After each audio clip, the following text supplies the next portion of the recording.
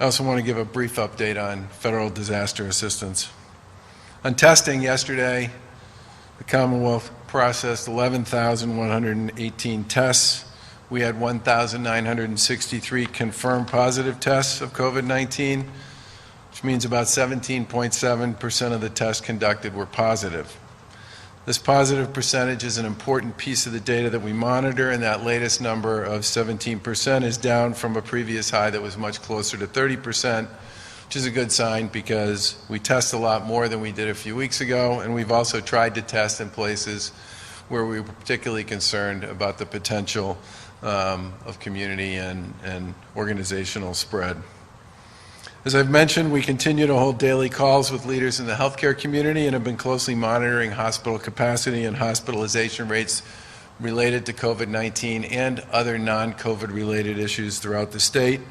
As of yesterday, there were 3,856 patients hospitalized in Massachusetts for COVID-19, which is quite consistent with our data of the past few days, meaning that hospitalization rates for COVID-19 have been pretty flat now for about 15 days in a row.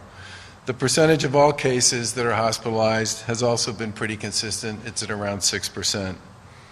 While we're watching for that downward trend that many people talk about, not just here but in many other places with respect to monitoring and measuring the spread of the disease, the number of people needing hospital care here in the Commonwealth has stayed pretty consistent, as I said, for the better part of the past 2 weeks. Flip side of that was we haven't seen an increase for about 2 weeks as well, which is also a good thing.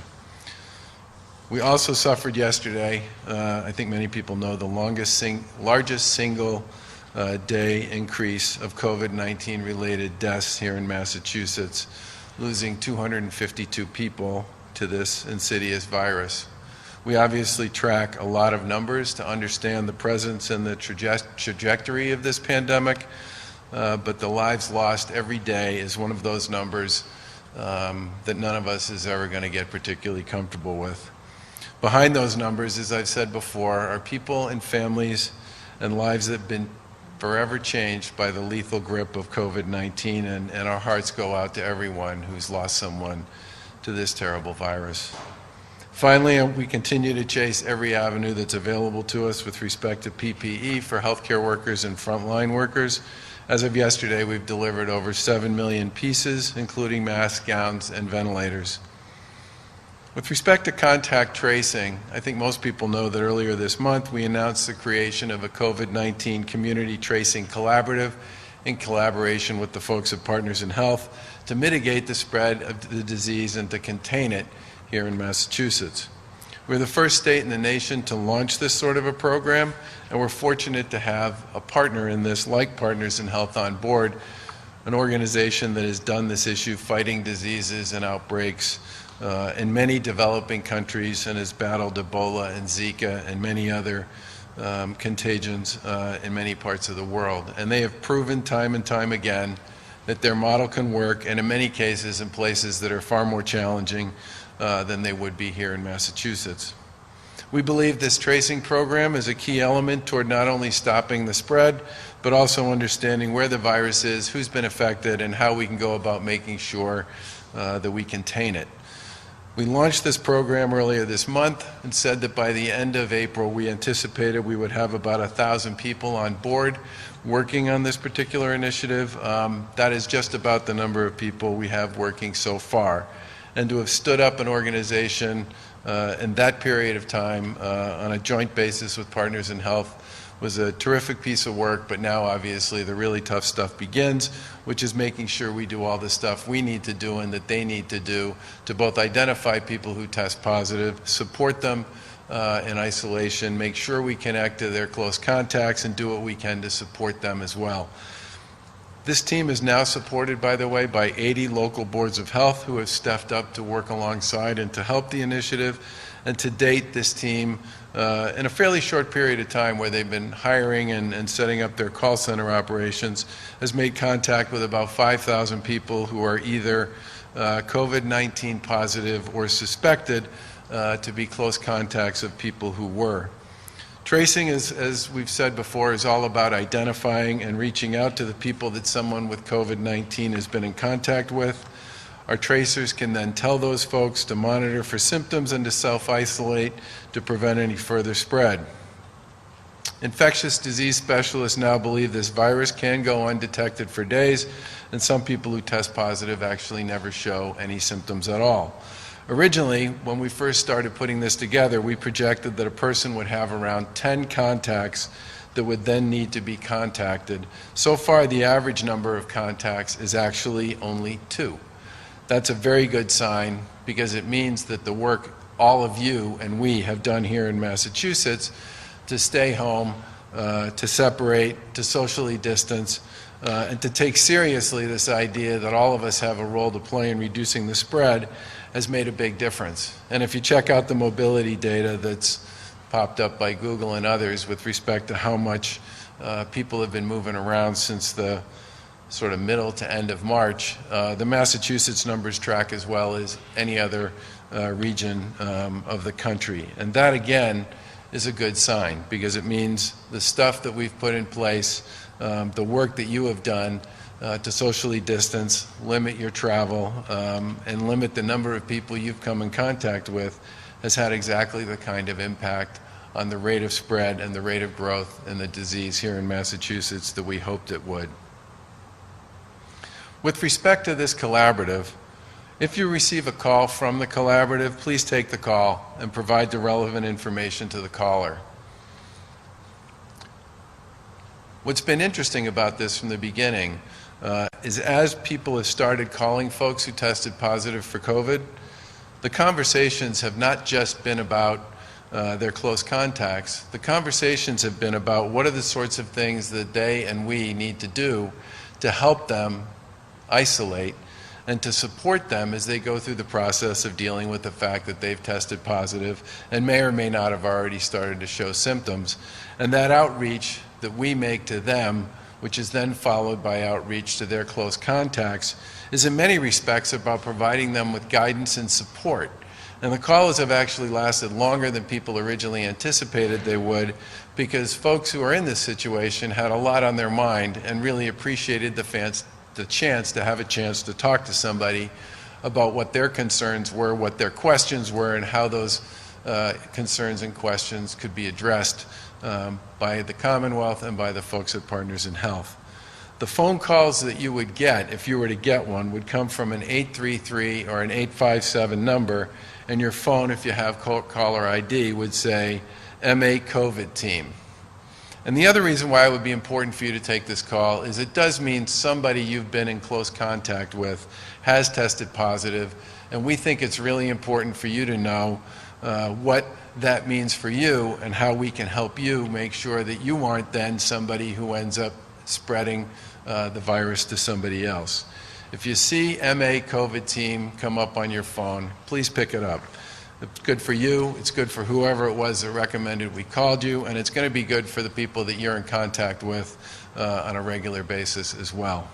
This is frankly your chance to be part of the fight to both contain and push back against the spread and the virus. With respect to reopening, which is certainly something that I think is at the forefront of everybody's mind, including ours, the advisory board led by Lieutenant Governor Polito and Secretary Keneally has hit the ground running and has begun meeting with various employers, business organizations, and municipalities to talk to them about what some of their issues are and how they see this potentially working for them. Their goal, obviously, is to hear from employers from across the Commonwealth, from trade unions, from frontline workers, and from others to gather as much data as they possibly can and to work with the folks at the Department of Public Health and in the healthcare community to make sure that we can offer up specific guidance to those who would like to find a way to reopen, and then to hear from them about how that guidance might translate into what their day-to-day would look like on the ground inside their organization. The goal here is to try to make sure that as many voices as possible can be heard. They're setting up feedback and listening sessions across the state And as of Wednesday, they've talked to retailers, folks in the biotech industry, folks in the healthcare industry, folks in the technology industry, and obviously those brick and mortar retailers in particular have been very hard hit, and they are of particular interest, not surprisingly, to a lot of our colleagues in municipal government, because they do in many cases make up a lot of the Main Street activity that vibrant downtowns here in Massachusetts are all about. And this work is obviously going to be critical to our ability to make sure that a smart and planned phased reopening can take place here in Massachusetts. And we're glad that so many people are already stepping up, reaching out, and seeking to engage with the advisory board on what some of their ideas and proposals are with respect to how to safely resume operations. The team obviously has a tremendous amount of work to do in a very short period of time, but I'm looking forward to having an opportunity to present both short-term and medium and final report findings from the group as they move forward. We also just want to let you know that today we did submit a request to FEMA for the agency to provide 100% reimbursement for eligible costs under the Federal Disaster Declaration that we filed for and got approved by the President several weeks ago. Currently, Massachusetts expects to absorb about 25% of those costs, with about 75% reimbursed by the federal government. To date, we've already incurred several costs, many costs actually, for responding to the pandemic, talking just about PPE, some of the alternative care sites we've set up, and the deployment of the National Guard on its mobile testing program. We obviously appreciate the support and the guidance we've gotten from FEMA over the course of the past several weeks, and look forward to them reviewing our latest request. Let me just close by saying this. I think we all know tomorrow's May 1st, and it's a slightly different kind of May 1st than the one we've had typically over the course of the past few years. April obviously was a very long and very hard month, followed by or preceded by the month of March, which many people felt the same way about. I think what I would say to everybody is, while these are challenging and difficult times, we have in fact bent the curve. We did in fact reduce the spread. We are now living with a plateau that I'm sure all of us would like to see dip a little bit so that we can move a little more quickly with respect to what a reopening strategy would look like. But we've now got a smart group of people who are getting together literally for hours on hours every single day to talk to their colleagues here in Massachusetts about what smart policies and procedures would look like with respect to that. And we're obviously looking forward to having a chance to discuss those options and opportunities with all of you at some point down the road. We do continue to talk on a regular basis with our colleagues around the Northeast region. Many of them are wrestling with the same kinds of questions and issues that we are here in Massachusetts. In some respects, those conversations are reassuring because it's pretty clear that they're thinking about and talking about a lot of the same things we are. But I think all of us understand and appreciate the fact that the best way to handle the reopening on this is to make sure we do it in a way that's consistent with the data and the recommendations that have come from virtually every level of government and every country with respect to when it's appropriate to reopen, to make sure that we reopen when the time is right. We do it in a way that is safe and will be successful, and that we don't create a scenario in which this virus comes back at some point down the road. And with that, I will turn it over to Secretary Sutters.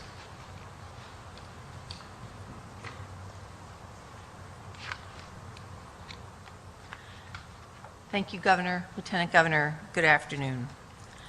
I'm just going to pick up a theme as the Governor talked about May. So May is Mental Health Month. As a social worker, former Commissioner of Mental Health, and as a family member who's experienced the impact of mental illness on my family, it's important to be aware of our personal mental health during this pandemic. I want to remind all of us that it's reasonable to feel anxiety and stress right now. Fear and anxiety about a disease, a pandemic, can be overwhelming and cause strong emotions in adults and children, in all of us. COVID-19, as we all know, has affected our daily life, and it can affect both our physical and mental health. From loneliness and situational depression, resulting from isolation, anxiety from the fear of contagion, grief from loss, to worrying about economic security. These are all real and can affect our mental well-being and that of our loved ones. Nearly half of Americans report that the coronavirus has had a negative impact on their mental health, as reported in an issue paper by the Kaiser Family Foundation in April. If you or someone you care about, if you are feeling overwhelmed, or if someone you care about is feeling overwhelmed with emotions like sadness or anxiety, there are resources out there. You can call to talk, C-A-L-L, to talk, is a resource available through our 211 line. In March, which may seem like a long time ago to all of us, we launched in the Commonwealth the Massachusetts Network of Care, a searchable behavioral health directory of services and organizations to preserve and protect your mental health. The website connects Massachusetts residents with information about mental health and behavioral health services and treatment in your communities, including more than 5,000 organizations. It's searchable by keywords and zip codes. The website is managed by the Massachusetts Association for Mental Health and supported by the Blue Cross Blue Shield Foundation, the C.F. Adams Charitable Trust, and the Metro West Health Foundation. The website is massachusetts.networkofcare.org. It can also be accessed through the mass.gov website. Some other tips. It's important to take care of yourself, your friends, and your family. And it's difficult to take care of others if you aren't kind to yourself. And no offense to my friends in the media, but take breaks from watching, reading, or listening to news stories, including social media.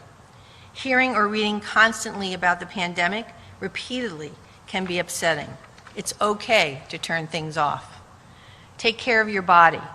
Take deep breaths, stretch, meditate, whatever helps you sort of calm down. Try to eat healthy, well-balanced meals, exercise, get plenty of sleep, and avoid excessive alcohol and drugs. It's okay to take a walk or sit outside, in good weather, perhaps not today. It's important to take time to unwind. Try to engage in some activities that have been important to you. Connect with others. Connection is what we're about. Talk with people you trust about your concerns and how you're feeling. And call your healthcare provider if stress gets in the way of how you're feeling about how you get through your daily life. It's very important as we get through this pandemic that we need to take care of ourselves, both mentally and physically. Thank you. With that, Governor? So I'm going to put a PS on that. I've tried for years to get my 3 kids to read books, wildly unsuccessfully, and my daughter and a friend of hers decided to create a book club because it would give the 2 of them plus a number of their friends a reason to chat every night and something to talk about. And they have now been reading books for a couple of weeks, talking every single night about what they're reading in the books that they've got. They even asked me what books I would recommend that they read. And honestly, it was a really good thing, and might be the only good thing I can think of that's come out of all this. Is there anything you're suggesting on Netflix, Governor? Other than pandemic, No, that would not be on my list. The one thing I would recommend to anybody on Netflix is The Biggest Little Farm, which is it's one of the best documentaries ever. And it's magical, it's lyrical, and it's beautiful. And it's only 90 minutes, so it's not like you have to watch 14 parts to get to the end. But it's about 2 people who lived in an apartment in Santa Monica. They got a dog from a pound.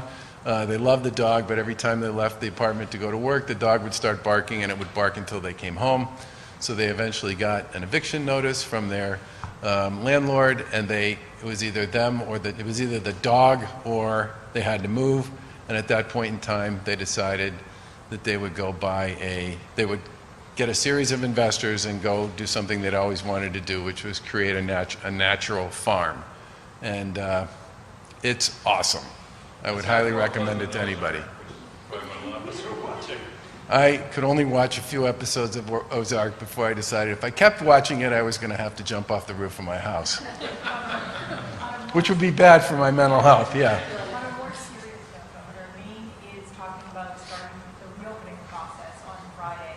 What are some of your concerns, given that Maine is so close to Massachusetts? Well, first of all, as I said, we talk pretty regularly to our colleagues across the region, and Governor Mills is talking about a phased reopening, and she's made very clear in most of her commentary on this, I haven't seen all of it, that they're going to do this in a careful and planful way. And I can't emphasize this enough. I mean, almost everybody who's talked about reopening is talking about doing it on a phased basis. And the way people choose to phase it varies a bit, but most people are looking to do things where they believe the most likelihood of people's ability to actually succeed in not creating additional spread, where the reopening is sort of first in line. And that typically means parts of your economy that don't have to deal with a lot of customers, right? There's not a lot of face-to-face. Parts of your economy where people can create the distancing because of the nature of the work that they do.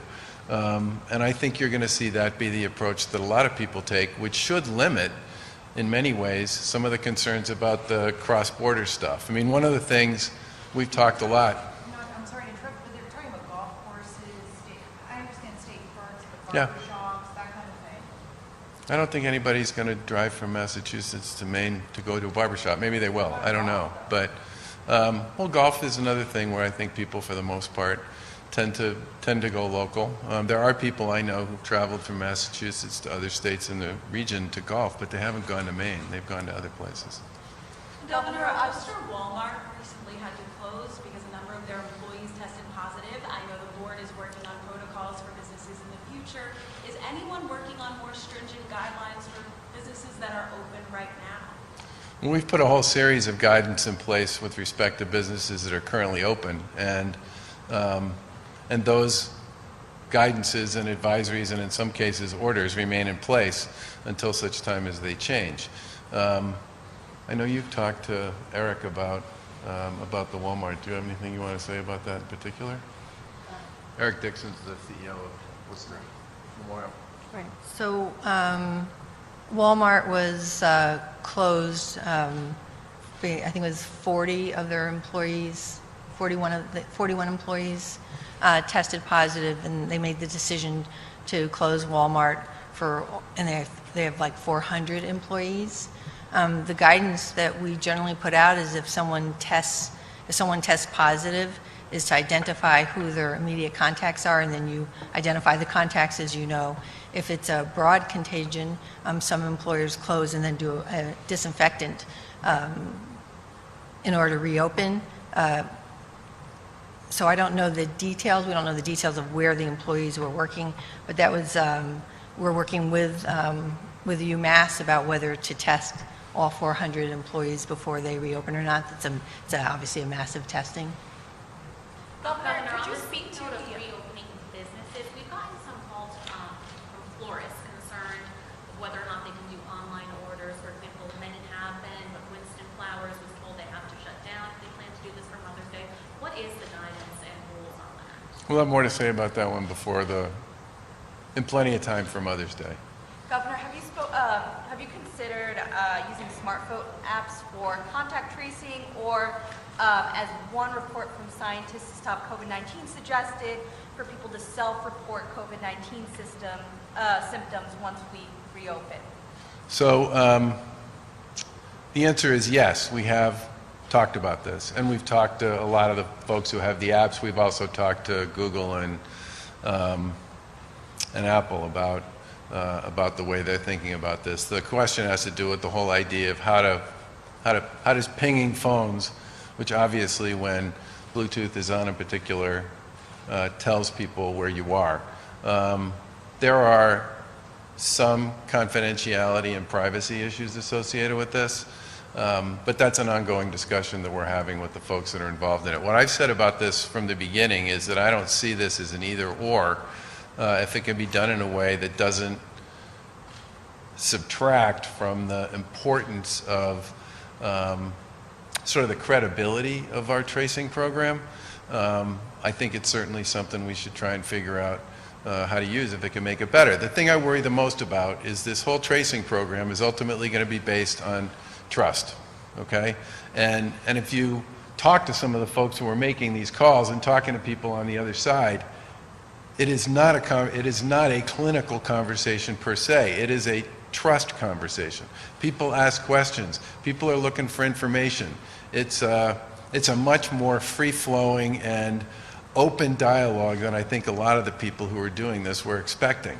And so for us, that trust, that credibility issue is going to be really important for the success of this program. And that means if we incorporate something like the types of technology you're talking about into this, we're going to have to do it in a way that makes people comfortable that they're not giving up some of their privacy and confidentiality because we incorporated an electronic app into the process. Governor, you mentioned about testing. 11,000 tests yesterday. You said that's really key to getting us back on track, in addition to seeing a reduction in hospitalizations. Do you have a magic number in your head where you would like to see, I don't know, 30, 40, 20,000 tests a day to have enough? Well, there's two questions around testing. One is, what's the rate of infection, right? I think that now on a 3-day rolling average has been going down for a couple of weeks, hasn't it? So even as we've been testing more and typically testing in places where we felt it was important for us to test, we've still seen, as I said in my remarks, a pretty decent sort of gradual trend down with respect to the number of positives. I think and we are talking to the medical advisory board that the command center has on what a sort of steady state level of testing should look like going forward. I will say this, if you look at Massachusetts' current testing per capita, and you measure it against sort of all the countries in the world, we're like a top 5 player. And I think the real challenge is not just how much you test, it's where you test and what your strategy is with respect to certain populations. So I think what you're going to see us work on while these folks are working on the reopening stuff is what would be the appropriate strategy with respect to who to test and how often to test and how much on a go-forward basis. Those questions are just as important. Governor, you mentioned that you were on the lookout for more PPE. Given the testing done by MIT, Yeah. Are you confident that the additional PPE you're going to bring in will be higher quality than what's been brought in before? Well, keep in mind, a lot of the stuff we brought in tested plus 90 and plus 85.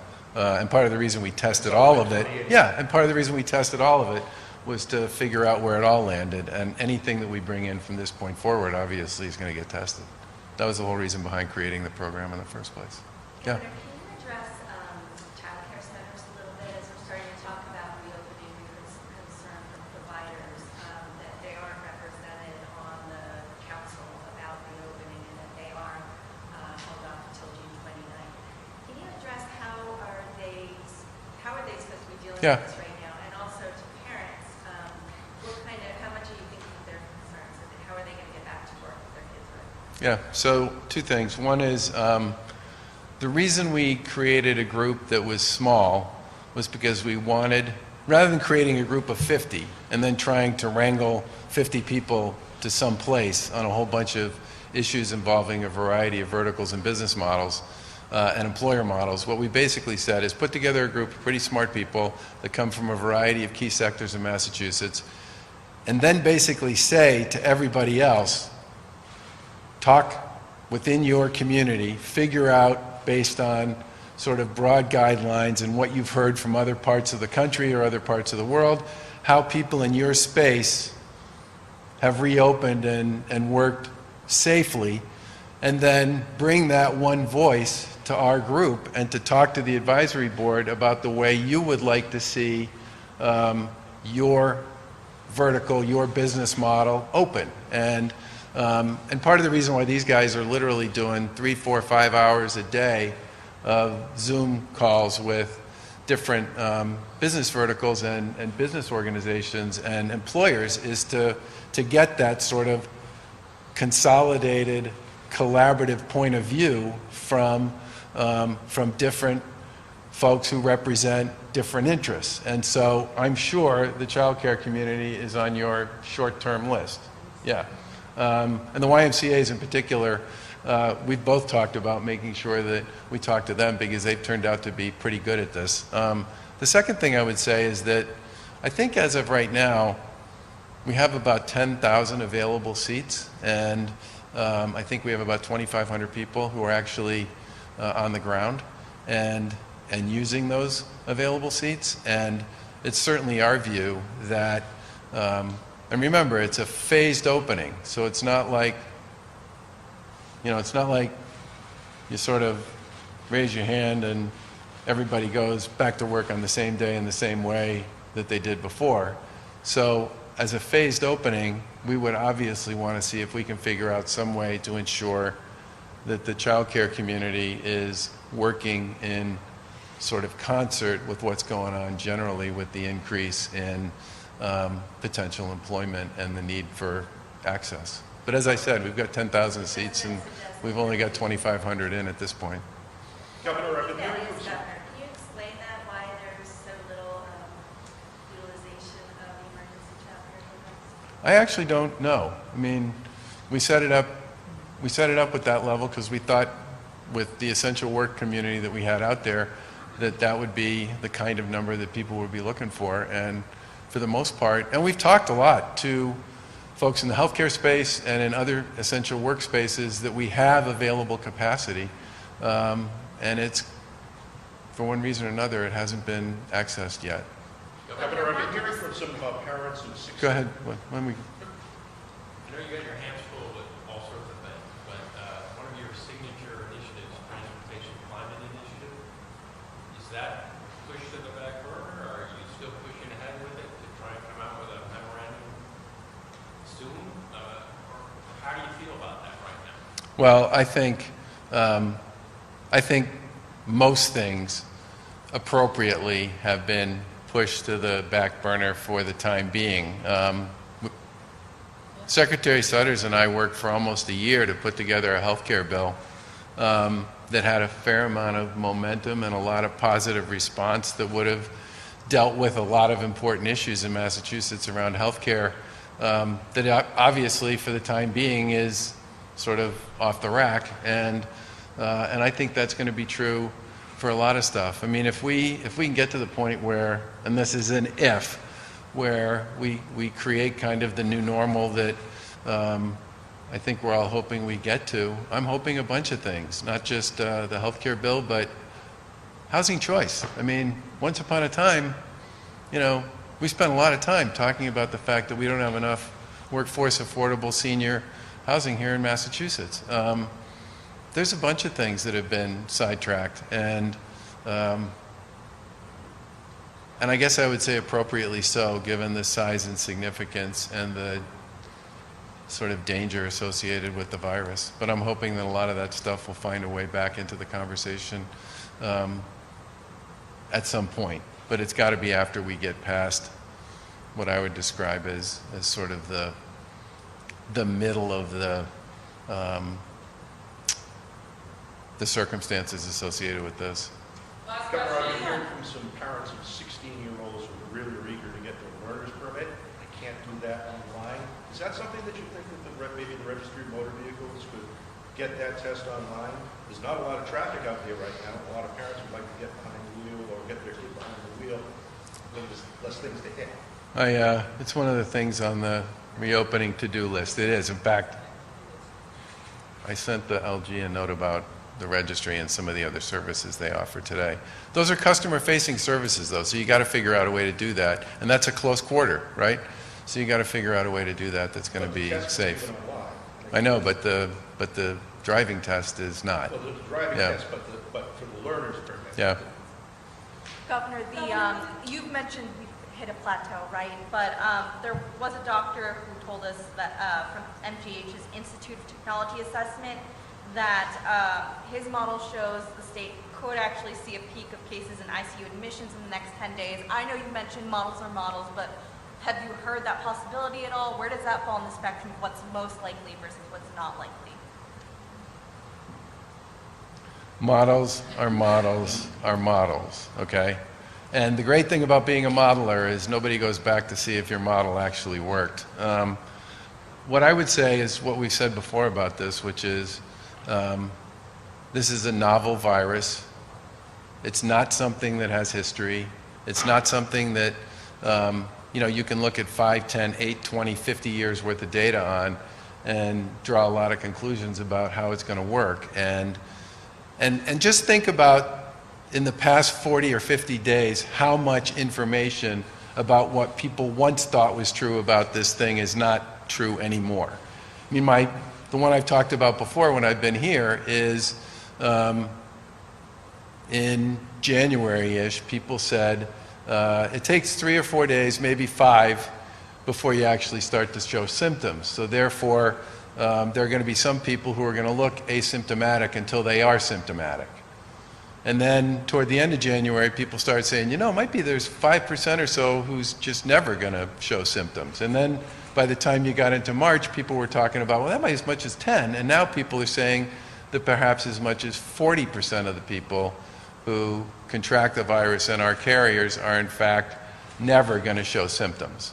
And that's just in, 60 days. So I think the really hard part about this is predicting much of anything that gets too far down the road beyond whatever your experience is. Now, our ICU numbers have, over the course of the past 15 days, kind of gone like this. While the hospitalization numbers look kind of like an umbrella, like this, the ICU numbers have gone like that. And the other thing I would say about the ICU numbers is there's a lot of people under the age of 60 in those ICU numbers. A lot.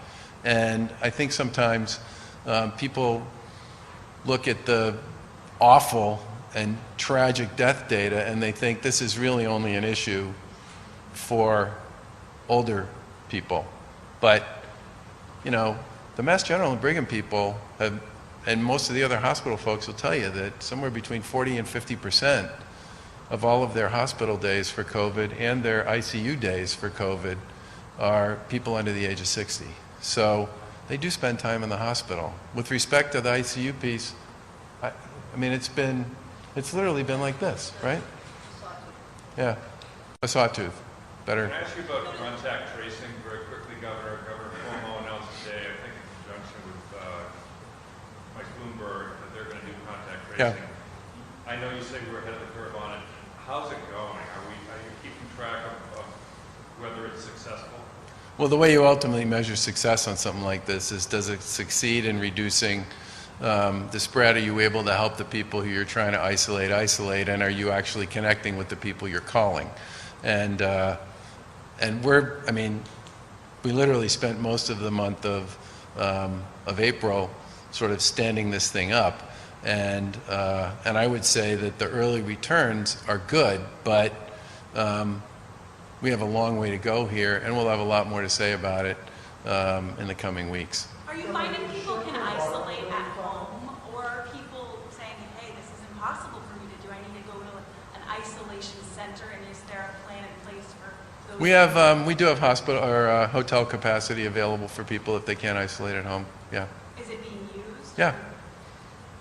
Governor, the short-term borrowing bill that you filed has been held up in the House while they debate their internal rules for formal sessions. Just how time-sensitive is that bill? By what date would you want to see that back on the desk? So this is the legislation we filed that would make it possible for us to issue revenue anticipation notes before the end of the fiscal year. The reason we want to issue revenue anticipation notes before the end of the fiscal year is we moved the final tax filing to July 15th and not April 15th. And the reason we moved the filing from April 15th to July 15th is we felt it would be a hardship for a lot of people to have to file their filing. And when you get closer to April 15th, not surprisingly, more people are paying at that point than getting refunds. I mean, a lot of the refunds come in and go out the door in January and February because people obviously who are going to get a refund usually file earlier. We talked about trying to get this thing done by May 1st because that would be a good symbol and a good signal to send to the rating agencies that we would be in fact able to go into the markets, access the revenue in anticipation of all those tax filings in July, and use that to close out the calendar or the fiscal year. I think it really needs to happen sometime in the month of May, so that we have the month of June to actually execute on the transaction and be in a position by the end of June to say that we've done what we needed to do to deal with the transition associated with moving the final tax filing from April to July. Thanks, everybody. Thanks, everybody.